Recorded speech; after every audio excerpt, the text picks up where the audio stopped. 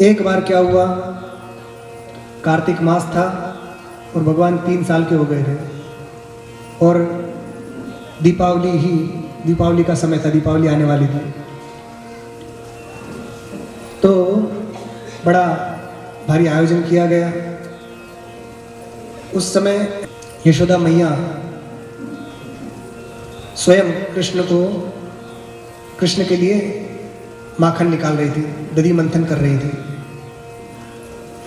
विशिष्ट प्रकार का जो दूध था उसका दही बनाकर उससे माखन निकाल रही थी कि मेरे कन्हैया को खिलाएंगे।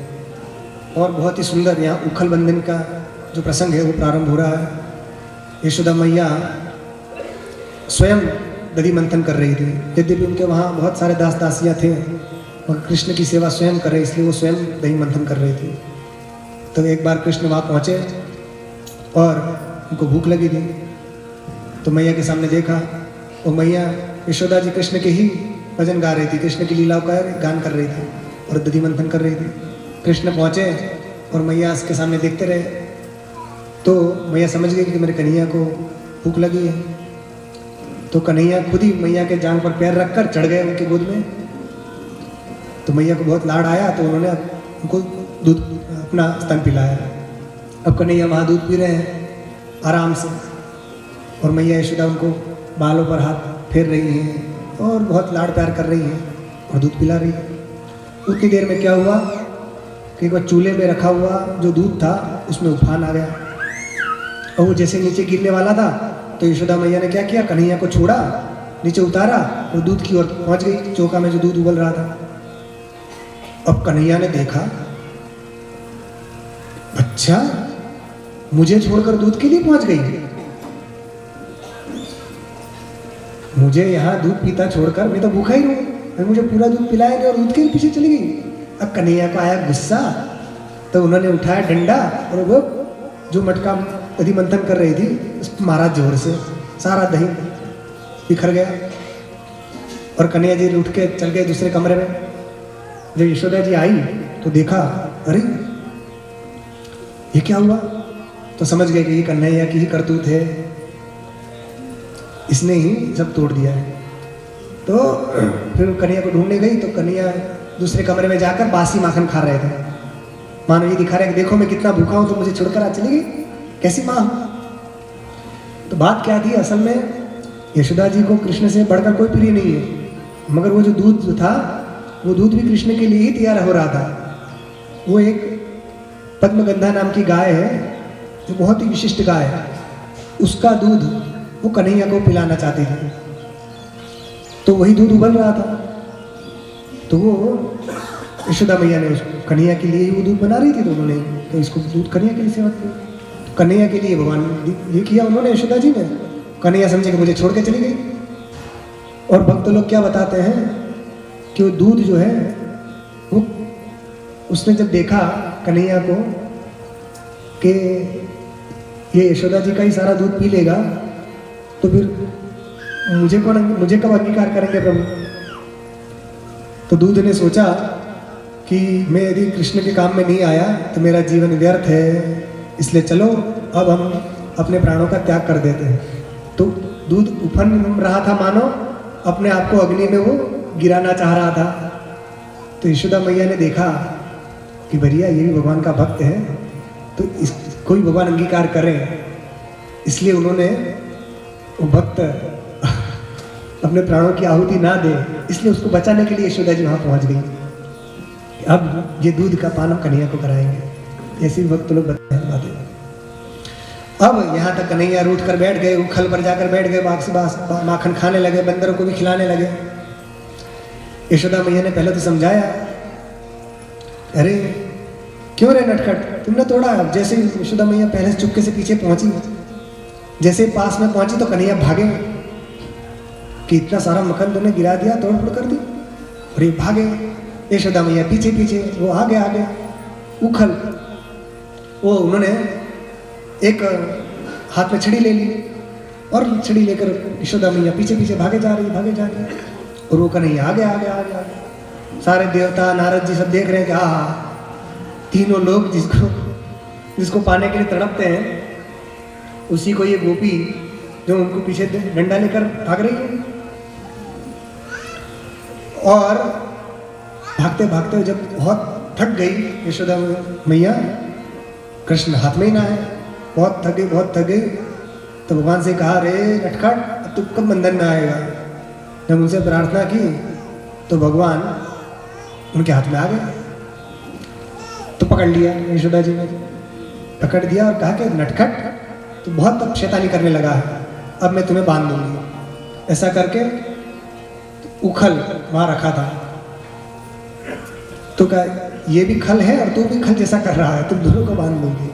तो वहां कन्हैया को रखा और एक लंबी रस्सी ले आई, लंबी रस्सी लेकर कन्हैया को बांधने लगी। जैसे कन्हैया को बांधने लगी तो वो रस्सी 2 अंगुल छोटी पड़ गई। गठान लगाने के लिए ज़्यादा लंबी चाहिए ना, 2 अंगुल छोटी। और दूसरी लंबी रस्सी लेके आई, उसको बांधा, फिर जब बांधने लगी तो फिर वो रस्सी भी छोटी। जितनी घर में रस्सी थी, आस पड़ोस में जहाँ वहाँ जितनी रस्सी मिली, सब रस्सियाँ ले लेके जितनी बांधती जाए, मगर 2 अंगुल छोटी पड़े। यशोदा मैया के आश्चर्य का ठिकाना ना रहा, क्या बात है, ये रस्सी जा कहाँ रही है। बहुत प्रयत्न करने पर भी भगवान कृष्ण नहीं बंधे।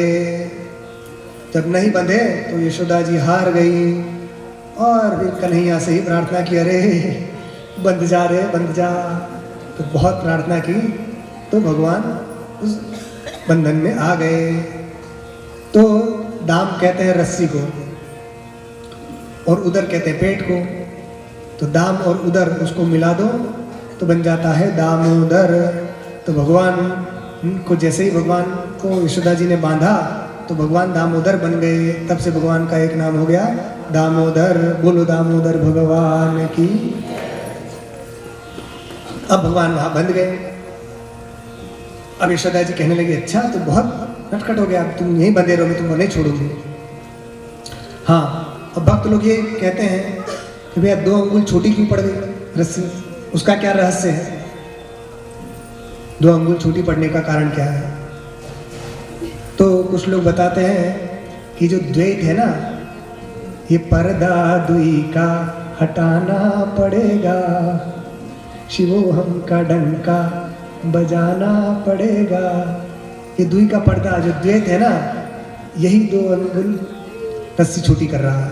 जब तक परमात्मा को हमने आत्मा रूप से नहीं जाना, तब तक ये परमात्मा हमारे बंधन में नहीं आते हैं। अर्थात आत्मा रूप से जब जान लेंगे तब उनका वास्तविक स्वरूप पहचान में आएगा। जब तक उनको परोक्ष मानोगे तब तक उनका वास्तविक स्वरूप को नहीं पहचान पाएंगे। तो द्वैत ही 2 अंगुल है। एक तो ये अर्थ हो गया। दूसरा, कई लोग कई प्रकार की बातें बताते हैं कि 2 अंगुल होने का ये अर्थ है। और एक अर्थ ये है कि भगवान कब बनते हैं। भगवान को बंधन में लाने के लिए 2 चीजें, दो चीज चाहिए। एक तो प्रयत्न और दूसरी कृपा। प्रयत्न और कृपा, ये 2 चीजें होनी चाहिए। भक्त का प्रयत्न हो और भगवान की कृपा हो, तब भगवान की प्राप्ति होती है। दोनों में से एक चीज होगा तो काम नहीं चलेगा। भक्त प्रयत्न ही नहीं करेगा तो काम नहीं चलेगा। और प्रयत्न खूब कर करके थक जाए, मगर जब तक भगवान की कृपा ना हो तब तक भी भगवान प्राप्त नहीं होंगे। तो जीव प्रयत्न करता रहे भगवान परमात्मा को प्राप्त करने के लिए, तो उसके प्रयत्न से खुश होकर जब परमात्मा कृपा करते हैं तब वो बन जाते हैं, है ना। तो प्रयत्न और कृपा, ये 2 चीजें ही 2 अंगुल हैं। और दूसरा, कुछ कहते हैं कि अहंकार यशोदा जी को आया कि मैं इसको बांधूंगी, तो अहंकार ही एक अंगुल है। अहंकार एक अंगुल आ गया ना, तो भगवान कहते जो मुझे जैसा भजन करता है मेरा, मैं उसको वैसे अनुग्रहित करता हूँ। जो मेरी ओर एक कदम आगे बढ़ता है मैं उसकी ओर और कदम आगे बढ़ता हूँ। तो जो अहंकार क्या है, भगवान से एक कदम दूर होना है। तो भगवान ने कहा तुम हमसे एक कदम दूर हो गए तो हम भी तुमसे एक कदम दूर हो गए। तो ये अहंकार के कारण ये 2 उंगली अहंकार हो गया। तो भजन करते समय अहंकार नहीं होना चाहिए, बिल्कुल निरभिमानी होना चाहिए, तब भगवान बनते हैं, है ना। छछिया पर छाछ में नाचते तभी है कि जब तक अहंकार नहीं है। अब आप कहो कि नहीं हम तो भगवान को नचाते हैं, देखो, तो कितना भी कर लो किसी के हाथ में नहीं आने वाले हैं। प्रेम का बंधन ऐसा है कि उससे अच्छे अच्छे बन जाते हैं। कहते हैं बंधनानि खलु सन्ति बहूनि प्रेम रज्जु कृत बंधन मन्यत् दारुभेद निपुणोऽपि षडङ्ग्रिः दारुभेद निपुणोऽपि षडङ्ग्रिः। षडङ्ग्री कहते हैं भ्रमर को। वह कमल के पत्ते में बन जाता है। दारुभेद निपुणोऽपि षडङ्ग्रिः पंकज कोशे, पंकज कोश में वह बंधन में आ जाता है। हाँ, दारुकोश निपुणोऽपि षडङ्ग्रिः निष्क्रियो भवति पंकज कोशे। पंकज कोश में वह भी निष्क्रिय हो जाता है। कहते हैं बहुत सारे बंधन है संसार में, किंतु प्रेम रूपी रस्सी का बंधन बहुत ही निराला है। जो भंवरा होता है वो अच्छे अच्छे को बाहर निकल सकता है। लकड़ी में भी छेद करने का सामर्थ्य रखने वाला भंवरा कमल के पत्र में बंध जाता है, उसके अंदर से नहीं निकलता है। तो प्रेम का बंधन बहुत ही निराला है। इस प्रकार भगवान ने दामोदर रूप से अवतार धारण किया। अब यशोदा मैया उनको बांध के आगे चली, अब तुम यहीं रहो, मैं तुमको नहीं छोड़ूंगी। अब यशोदा जी चली गई अपने काम करने के लिए। उसी समय कन्हैया ने क्या किया, वहां से धीरे धीरे ठुमुक ठुमुक करते करते आंगन में आ गए। उखल को भी घसीटते हुए आंगन में आ गए। आंगन में आए तो वहां दो अर्जुन के वृक्ष थे, दोनों वृक्ष थे, उसके बीच में भगवान आ गए। अंदर से जाकर उखल पीछे फंस गया, भगवान निकल गए। भगवान ने आगे जाकर थोड़ा सा जोर लगाया तो जो बड़े बड़े वृक्ष थे अर्जुन के, दोनों धड़ाम से नीचे गिर गए। और जैसे ही गिरे तो उसमें से दो दिव्य पुरुष प्रकट हुए और वो दोनों दिव्य पुरुष भगवान की स्तुति करने लग गए। वो दोनों पुरुष कौन थे? वे कुबेर के पुत्र थे। नलकुबर और मणिग्रीव उनका नाम था। ये कुबेर के पुत्र थे और इनको नारद जी ने शाप दे दिया था, इसलिए वृक्ष बन गए थे। और भगवान ने इनका उद्धार किया, वृक्ष जैसे वृक्ष योनि से इनको मुक्त किया। और जैसे ही वहां से दिव्य रूप में प्रकट हुए तो इन्होंने भगवान की स्तुति की। क्या बोले दोनों? वो बोले वाणी गुणानुकथने श्रवणो कथायाम हस्तौ च कर्मसु मनस्तव पादयोर्नः स्मृत्यां शिरस्तव निवास जगत् प्रणामे दृष्टि सताम दर्शनेस्तु भवत्तनूनाम। हे महाराज, हमारी वाणी निरंतर आपके ही गुणों का गान करती रहे, हमारे हाथ निरंतर आपकी सेवा करते रहें, हमारे चरण निरंतर आपके स्थानों पर जाते रहें और हमारा मन आपके चरणों में लगा रहे, आपके चरणों की स्मृति करता रहे। और हमारा मस्तक जो विश्वरूप आप हैं उनके चरणों में हमारा मस्तक झुका रहे। सारा विश्व आपका ही स्वरूप है, इसलिए सबके सामने हमारा मस्तक झुका रहे। ऐसी उन्होंने दिव्य प्रार्थना की और कहा। और हमारी दृष्टि कहाँ रहे? हमारी दृष्टि सज्जनों का दर्शन करती रहे, साधुओं का दर्शन करती रहे। का क्यों? तो वो साधु लोग कौन है? वे आपके ही शरीर हैं। भवत्तनूनाम दृष्टि सताम दर्शनेस्तु भवतु। और हमारी दृष्टि साधु पुरुषों के दर्शन करती रहे, क्योंकि साधु महात्मा जो हैं, संत महात्मा आपके ही स्वरूप हैं। इस प्रकार उन्होंने नलकुबर और मणिगिरी ने भगवान की स्तुति की और उनसे वरदान पाकर वे अपने लोक में जाने लगे। अच्छा, इस बीच में क्या हुआ? जब वो स्तुति करने लगे तो भगवान नीचे थे, तो भगवान हंसने लगे। तो भगवान हंसे क्यों? तो भक्त लोग बताते हैं भगवान ने ये विचार किया कि देखो आज कैसा उल्टा हो रहा है। अक्सर क्या होता है, लोग मेरी तपस्या करते हैं, जो बंधन में होते हैं जो प्राणी, वो मुझे मेरी स्तुति करते हैं बंधन से छूटने के लिए, और मैं मुक्त होता हूँ, सबको मुक्ति प्रदान करता हूँ। आज उल्टा है, ये वृक्ष योनि से मुक्त होकर आकाश में खड़े हैं और मैं उखल में बंधा हुआ हूँ। तो भगवान बंधे हुए हैं और वो मुक्त खड़े हुए हैं। कैसी विपरीत दशा देकर भगवान को हंसी आ गई। अंत में भगवान ने उनसे कहा कि जाओ, अब अपने अधिकार का गलत उपयोग मत करना, तुम वापस चले जाओ। तो भगवान को प्रणाम करके वे अपने पिता के पास चले गए। ये नलकुबर मणिग्रीव कौन थे? ये कुबेर के पुत्र थे। और इनको नारद जी ने शाप क्यों दिया था? ये धन के मद में बड़े मदमस्त होकर मदिरा पान करके देवांगनाओं के साथ निर्वस्त्र होकर स्नान कर रहे थे। नारद जी वहाँ से निकले, उन्होंने देखा, फिर भी इन्होंने उनकी कोई लज्जा नहीं की, उनको सम्मान भी नहीं दिया, उनका कोई आदर नहीं किया और वैसे ही कामी पुरुष के समान लगे रहे। तो नारद जी को आ गया क्रोध। क्रोध क्यों आया? कि देखो तुम लोकपाल कुबेर के पुत्र होकर ऐसे अंधे बन रहे हो, धन और काम के मद में अंधे हो गए हो, जब तुम ऐसे करोगे तो औरों को क्या होगा? इसलिए नारद जी ने शाप दे दिया, जाओ तुम वृक्ष योनि में चले जाओ दोनों। तो नारद जी के शाप से दोनों वृक्ष बन गए थे। अब फिर उन्होंने प्रार्थना की तो भगवान नारद जी बोले ठीक है, भगवान श्री कृष्ण उनका स्पर्श तुम्हें जब प्राप्त होगा तब तुम्हारा उद्धार होगा, उनका जब तुम्हें दर्शन होगा। तो इस प्रकार भगवान ने नारद जी के वचन को सत्य करने के लिए उन दोनों वृक्ष का, कुबेर को पुत्र का उद्धार किया। अब यहाँ ये शंका होती है कि नारद जी तो भगवान के भक्त हैं, उनके मन में क्रोध क्यों आया?